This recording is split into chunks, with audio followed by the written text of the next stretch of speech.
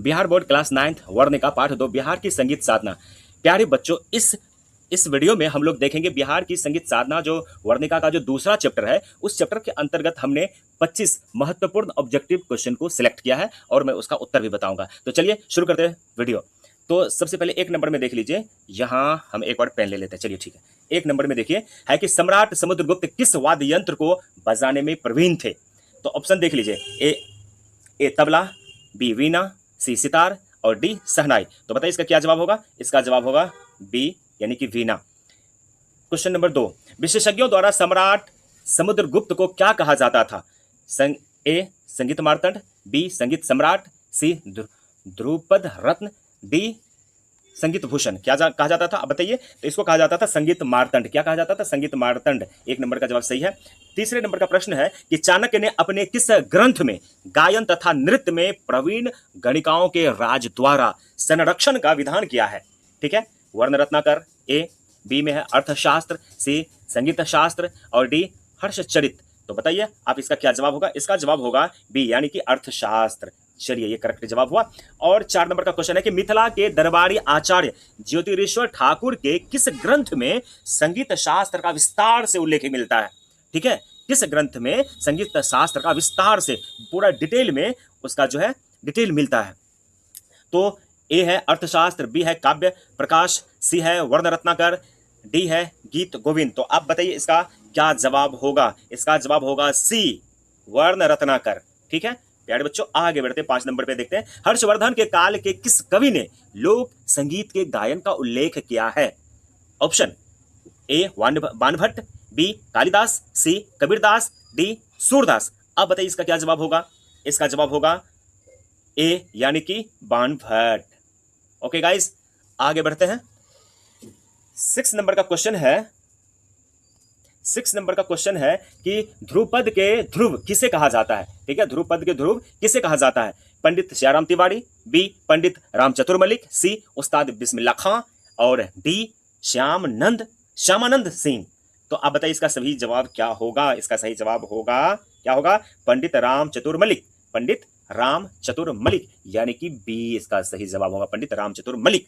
7वां question है कि बेतिया घराने के ध्रुपद गायक चमाड़ी मलिक और कंगाली मलिक को कुरुक्षेत्र के निकट से कौन लिवाकर लाया था। कौन लाया था लिवाकर। ऑप्शन देख लीजिए, राजा गज सिंह, बी में राजा आनंद किशोर, सी राजा नवल किशोर, डी राजा राजेंद्र किशोर। आप बताइए इसका क्या जवाब होगा। इसका जवाब होगा राजा गज सिंह यानी कि ए इसका सही जवाब है, राजा गज सिंह। 8 नंबर का क्वेश्चन है कि मुजफ्फरपुर में किस वर्ष आयोजित अखिल भारतीय संगीत समारोह में कुंज बिहारी मिश्र के ध्रुपद गायन की सराहना हुई थी। ऑप्शन ए 1805 ईस्वी, बी 1819 ईस्वी, सी 1936 ईस्वी और डी 1990 ईस्वी। आप बताइए क्या जवाब होगा। इसका जवाब होगा 1936 ईस्वी। कौन सा होगा, सी नंबर का 1936 ईस्वी। चलिए आगे बढ़ते हैं। 9 नंबर का, दरभंगा घराना तथा डुमरांव घराना दोनों का मूल कौन सा गांव रहा है।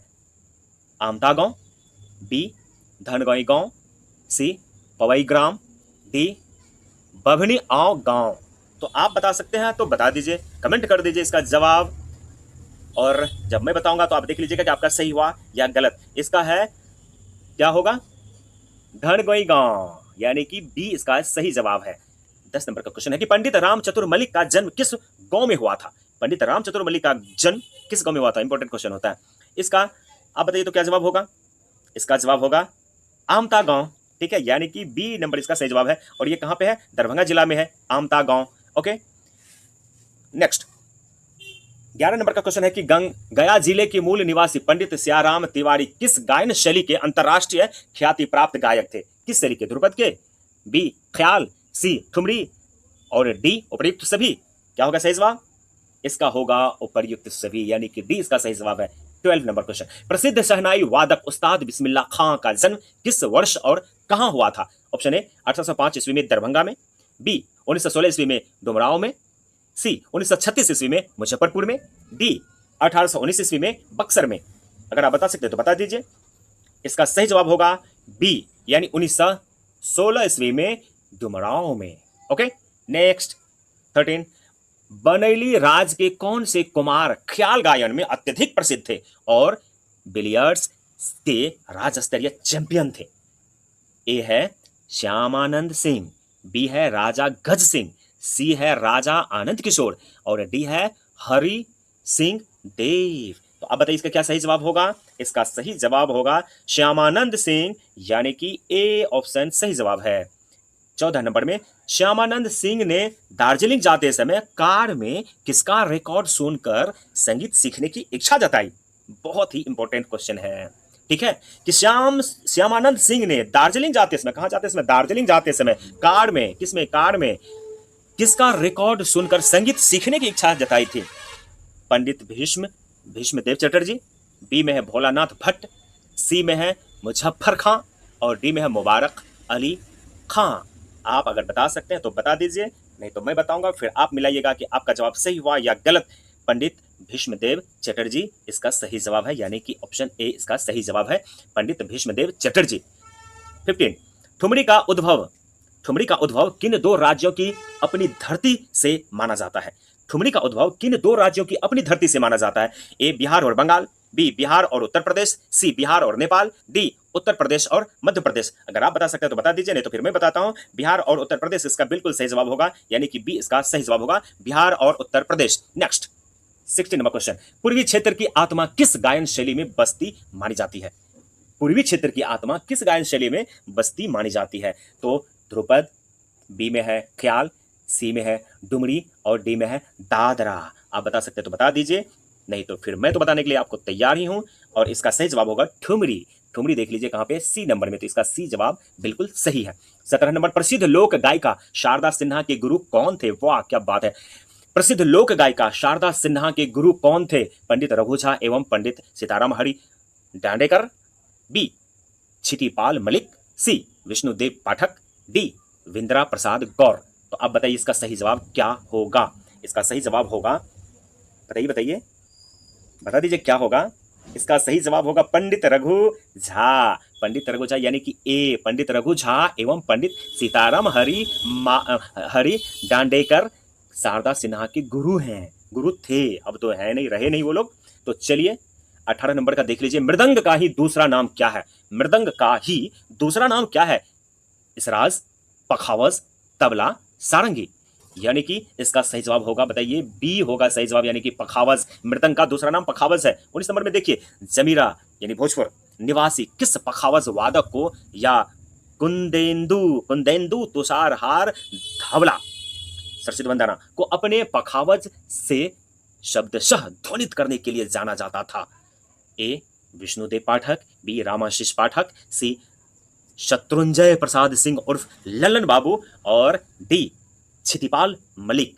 तो बताइए क्या इसका सही जवाब होगा? इसका सही जवाब होगा शत्रुंजय प्रसाद सिंह। शत्रुंजय प्रसाद सिंह, सी इसका करेक्ट आंसर होगा, शत्रुंजय प्रसाद सिंह एवं या उर्फ लल्लन बाबू। शत्रुंजय प्रसाद सिंह को ही लल्लन बाबू के भी नाम से जाना जाता था। आगे देखिए 20 नंबर का क्वेश्चन है, औरंगाबाद जिले के पवई ग्राम के किस वादक की इस राज वादन की प्रशंसा रविंद्रनाथ ठाकुर तक ने की थी? यानी कि रविंद्रनाथ ठाकुर ने भी उसकी प्रशंसा की थी। पंडित चंद्रिका दुबे, बी कन्हैयालाल ठंठी, सी पंडित द्वारिका मिश्र और डी हरेंद्र दुबे। आप बता सकते हैं तो बता दीजिए कि इसका सही आंसर क्या होगा, कमेंट भी कर दीजिए, मैं कमेंट पढ़ूंगा और बताऊंगा कि आपने सही जवाब दिया है या नहीं। और इसका सही जवाब होगा पंडित चंद्रिका दुबे। पंडित चंद्रिका दुबे, यानी कि आपका ए नंबर का ऑप्शन बिल्कुल सही है। चलिए ठीक है, आगे बढ़ जाते हैं और अंतिम पेज है 21 नंबर का क्वेश्चन। देखिए कि बिहार में सितार वादन के कौन से महान साधक रात में कमरे में बंद होकर रियाज करते थे और उन्होंने कभी किसी को शिष्य नहीं बनाया? सबसे महत्वपूर्ण, कभी किसी को शिष्य नहीं बनाया, कमरे में बंद होकर के रात में रियाज करते थे और कभी किसी को शिष्य नहीं बनाया। ऑप्शन देख लीजिए, पंडित रामेश्वर पाठक, बी सुधीन पाठक, सी अनूप पाठक, डी राजकुमार मल्लिक। तो बताइए इसका सही जवाब क्या होगा? इसका सही जवाब होगा बी, यानी कि सुदीन पाठक। सुदीन पाठक ही रात में कमरे बंद करके रियाज करते थे और कभी किसी को अपना शिष्य भी नहीं बनाया। ओके, आगे बढ़ते हैं। 22, विश्व प्रसिद्ध सितार वादक पंडित रविशंकर किन्हें अपना आदर्श मानते थे? किनको अपना आदर्श मानते थे? कौन? पंडित रविशंकर जी प्रसिद्ध, विश्व प्रसिद्ध सितार वादक थे। कौन? पंडित रविशंकर जी। और अपना आदर्श किसको मानते थे? ऑप्शन देख लीजिए, एक है सुदीन पाठक, बी है पंडित रामेश्वर पाठक और सी है उस्ताद बिस्मिल्लाह खां, डी है मुस्त मुस्तबा मुस्तबा मुस्तबा हुसैन। तो इसका सही जवाब क्या होगा? मुस्तबा हुसैन होगा या उस्ताद बिस्मिल्लाह खां होगा? क्या होगा? बताइए बताइए बताइए। इसका होगा पंडित रामेश्वर पाठक। ठीक है, कौन होगा? पंडित रामेश्वर पाठक। यानी कि आपका बी नंबर का जवाब सही है। अगर आपने बी नंबर बोला है तो बिल्कुल सही बोला है, रामेश्वर पाठक ही इसका सही जवाब होगा मेरे प्यारे बच्चों। 23 नंबर का क्वेश्चन देख लीजिए। बांसुरी वादक मुस्तबा बांसुरी वादक मुस्तबा हुसैन को किस वर्ष ऑल इंडिया इंटर कॉलेजिएट सांस्कृतिक समारोह में स्वर्ण पदक मिला था? कौन सा पदक? स्वर्ण पदक मिला था। सन 1936 में, सन 1956 में, सन 1969 में, सन 1990 में? अगर आप बता सकते हो तो बता दीजिए, बताइए बताइए। सन 1990 होगा इसका सही आंसर। तो डी इसका सही जवाब होगा, सन 1990 में। ठीक है, कौन सा पदक? स्वर्ण पदक मिला था। 24 नंबर, प्रहलाद मिश्र के पुत्र संगीत कुमार नाहर ने किस वर्ष ख्याल गायन में उच्च स्तरीयता प्राप्त की थी? वाह, उच्च स्तरीयता प्राप्त की थी किस वर्ष? बता दीजिए। 1956 में, 1969 में, 1990 में, 1936 में? कब कब बोलिए बोलिए, कब कब कब? सही जवाब होगा 1936, यानी कि डी आपका बिल्कुल सही जवाब है, 1936 में। ओके, लास्ट, जानकी उद्भव नामक प्रसिद्ध मूर्ति के मूर्तिकार कौन है? ठीक है, जानकी उद्भव नामक प्रसिद्ध मूर्ति के मूर्तिकार कौन है? श्री विजय ठाकुर, श्री अजय ठाकुर, फणी भूषण विश्वास, गजेंद्र नारायण सिंह? जवाब दे सकते हैं तो दे दीजिए। सी होगा इसका करेक्ट आंसर, फणी भूषण विश्वास। ओके, अगर वीडियो आपको पसंद आया हो तो लाइक, शेयर और कमेंट जरूर कीजिएगा, और चैनल पर अगर नए हैं तो चैनल को सब्सक्राइब करना नहीं भूलिएगा। Thanks for watching.